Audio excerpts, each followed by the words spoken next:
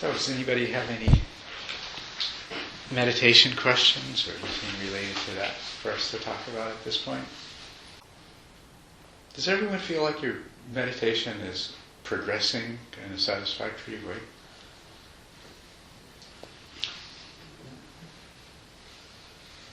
No exceptions? Okay, in a satisfactory way. All right, let me ask it differently. How about as fast as you'd like it to? Well, that's all right. Yes? Given that, then how do you prolong a period?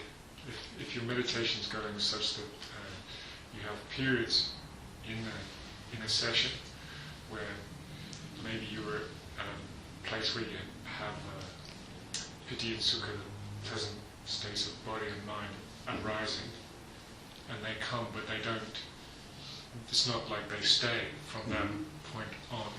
How do you extend that when the meditation gets to the point where you feel it's a good platform, or your highest platform, then how do you extend that period of time you can stay? Well, if you think of it in this way, that piti and sukha came as a result of certain causes and conditions which were conducive to it coming, and that likewise, when it ended, it was because causes and conditions changed in some way, right? And so the answer will lie in understanding more clearly what the causes and conditions are for its present, and also what the causes and conditions are for its disappearance, because that's how you can exert your influence, is when you can see what is changing in terms of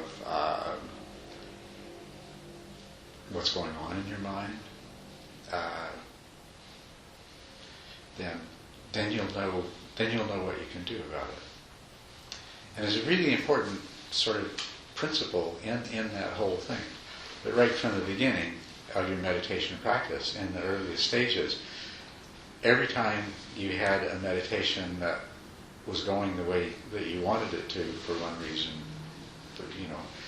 in one sense or another, the reason that it was going that way is because the right causes and conditions existed. And the times that didn't happen, there was different causes and conditions. Sometimes they're really obvious.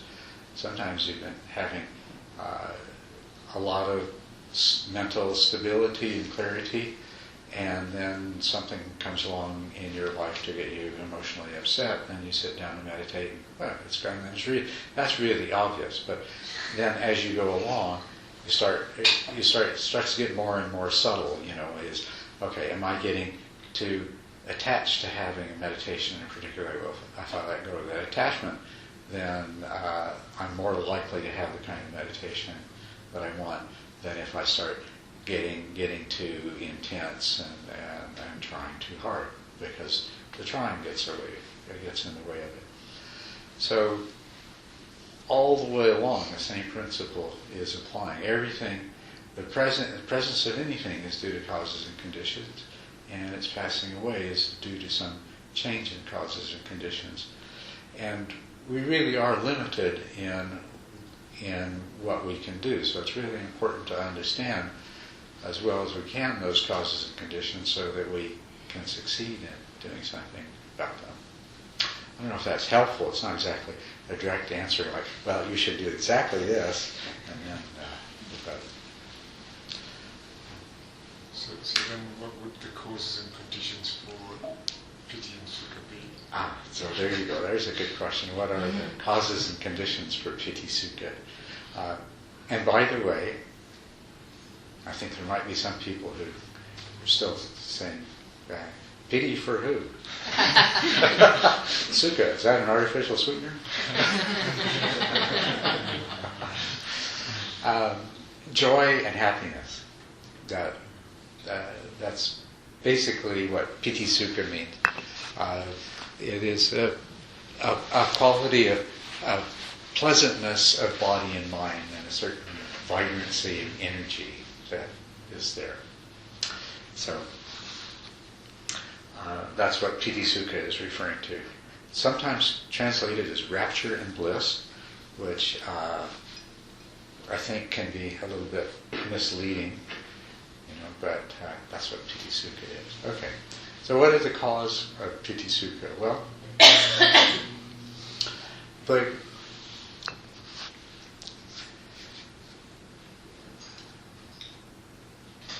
the simplest way to, I think, to describe the cause of it is the state that your mind very, very naturally moves to when some parts of your mind aren't struggling with other parts of your mind. When all those different mental processes start to come into sync with each other and start to come into harmony, and so that you don't have those sort of subtle disturbances in your mind, then that's when the Piti and Sukha arise. And when they go away is when something starts to generate some kind of agitation in the mind. And not necessarily saying this is what's causing it to go away in your case, but very often when a person first has a meditation where they have a lot of Piti Sukha arising, then they can start trying to hold on to it and start judging it. Well, is this as good as it was? Trying to make it come. And this creates a tension and an agitation and a disturbance in the mind that just is going to keep it from happening, or is going to cause it to go away. You start clinging to it. There's an excitement that comes with Piti, a joy, and it's like, oh wow, this is wonderful, this is great, maybe I'm enlightened now, and then it goes away. Well, where did it go? I want it back. Where did it go? So, it seems to it seems to depend very much on the degree to which all of the different parts of your mind are willing to be with whatever's happening in the moment. And we all experience a version of Piti Sukha anytime we're doing something that we really enjoy doing, and we just get totally engrossed in it and we forget everything else, and we're just happy as clams doing this and nothing else. And everybody's had that experience, right? You know what it's like. And in psychological terms, it's called flow. And psychologists write books about it. And what's interesting is that when they take the descriptions of people who enter a state of flow, and you look at them, it's like, oh, that sounds just like what we're trying to do in meditation. A person who experiences flow in a favorite activity, in a hobby or something like that, somebody who just, when they're doing it, they say, I'm just totally absorbed in what I'm doing and nothing else really matters. And so what that means is every part of their mind is sort of, on the same task at the same time. And the mind naturally comes to this state of joy and happiness. And so we've all experienced Piti and Sukha at those times when we are doing those kinds of activities. And now we can do the same thing in meditation. And when in meditation, you can unify your mind. When you bring about this unification of your mind, so that instead of being all these different processes creating this agitation, because they're not necessarily all trying to do the same thing at the same time, that prevents it from being there. But when you calm and stabilize and clarify the mind, then you find that Piti Sukha comes. You can help to bring it on by doing things before you meditate and as you meditate that will bring feelings of joy and happiness to the fore, because it is kind of a positive feedback thing. when there's joy and happiness, it creates more joy and happiness, and it sustains itself. And it at some point, it begins to carry itself and perpetuate itself. So, if you take a moment to appreciate the wonder and beauty of being a sentient being in this world, in this moment, the sensations, the pleasantness of your body, the comfort you feel. You sit down to meditate, and you start your meditation just settling into that pleasant feeling of how it is just to be seated, relaxed, and stable, and feel the goodness of it. You know, just enjoy that, and any other source of happiness that presents itself to you, happy thoughts, whatever. So bring as much joy and happiness as you can into your meditation, so you've already got a little momentum. Thoughts like, how wonderful it is for the next hour, I don't belong to the world. Just that. This is my time for myself. All I have to do is be. Don't have to create anything, don't have to do anything, don't have to solve any problems, don't even have to have any pity sukha. All I have to do is be. You know. But that helps to bring it on. And then,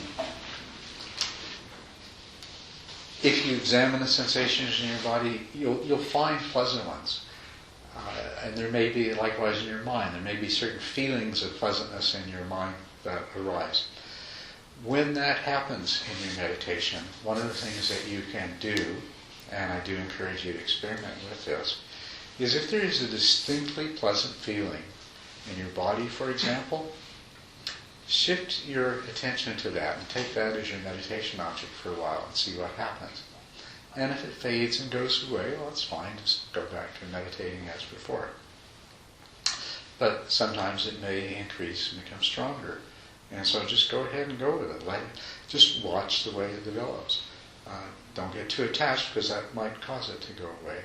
But the same thing, sometimes there will be a sort of mental happiness that you experience. You'll be sitting there meditating, and there will just be a feeling of the goodness of this moment that arises in your mind. And if that happens, see if you can't just be more aware of that feeling, and go with that feeling. See if it won't expand and grow and maybe take some hold. There's two ways to approach piti and sukha. One is you can practice single-pointedly until you achieve unification of mind, and piti sukha spontaneously arises when you reach that point that you're no longer grasping and trying. The other way is you can sort of coax it along and nourish it along all the way from the very beginning. And so then when you sit down and you practice some single-pointedness, then a mind that is already colored with some joy and happiness will go into piti sukha much more quickly. And then when it arises,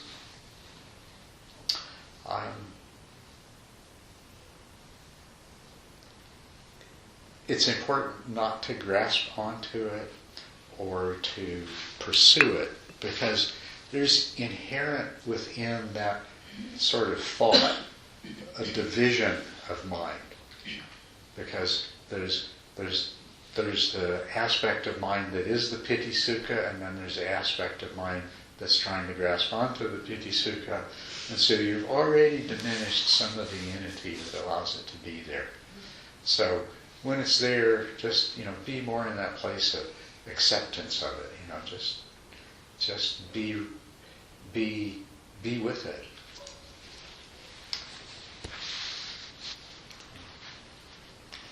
Hopefully something in that will help deal with your particular situation. I'll just say one other thing is,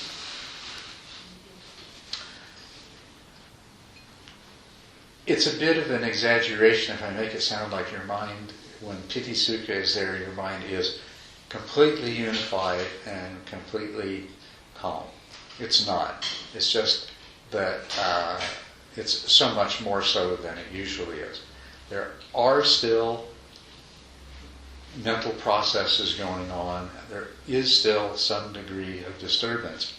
And there is a tendency that when the mind becomes calm, whatever those deeper things are start to come up to the surface. So you might also watch to see if there's anything that you can sense that is coming from somewhere else, from some deeper level of your mind, that is that the very calm that gives you the piti sukha is giving that a chance to come up and present itself.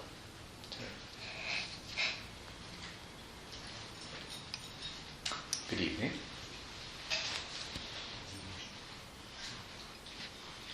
Any other questions? Yes, hi. Oh no, I'm sorry. I was waving to a friend. Okay. Well. Oh, that's good. Does anyone else have a question? Yes. I find that I love our group meditations. I look forward to them. I enjoy them. I grow from them. And I'm just having a heck of a time meditating alone. And it surprises me. I don't understand it. There's a resistance to it. When I do it, it's not as satisfying. I don't know if it's something about the group energy that changes it for me, if I'm borrowing you guys' energy to do what I do or what. But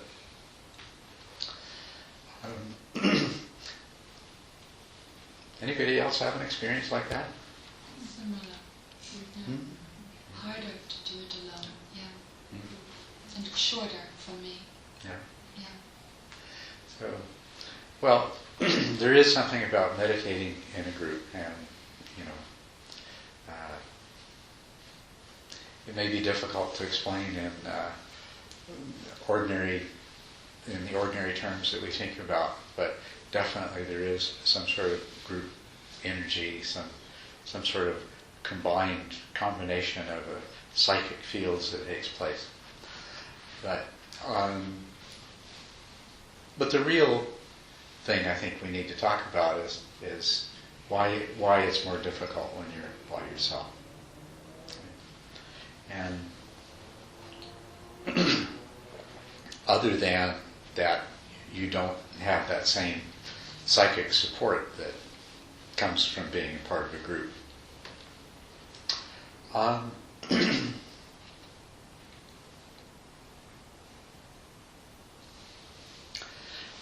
There are certain differences. One is that when you come to a place like this, with a group like this, it's a lot more difficult to decide to go and do something else. Right? So, once again, a lot of different mental processes making us up.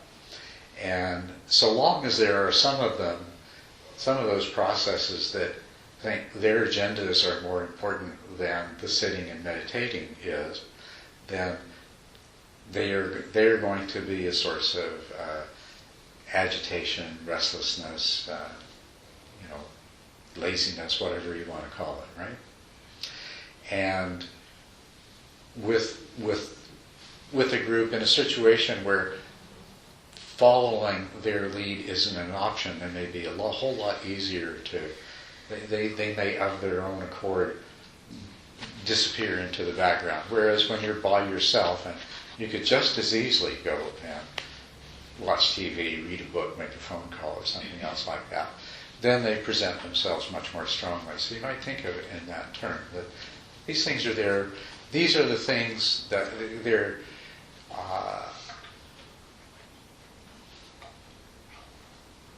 There are parts of you that haven't yet bought totally into the idea that spending a part of your day meditating is such a good idea. I think as simply as that. So try to get in touch with them when they come up. That's the most effective way to deal with them. If you sit down to meditate and you find that there is some sort of obstacle, some sort of hindrance to your easily doing that, see if you can become aware of what it is and just observe it and understand it.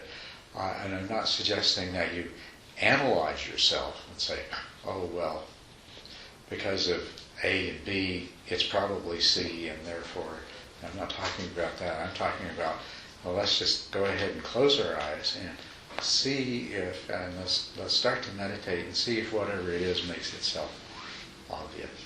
And if it does, we'll take a look at it, that kind of approach. The other thing you might do is just imagine that, well, here I'm sitting down and meditating. All over the world, there's other people meditating right now. And so I'll just see if I can tap into that. Become a part of the group. And there's no reason to believe that the intensity of psychic fields falls off with the square of the distance, the way that other things do.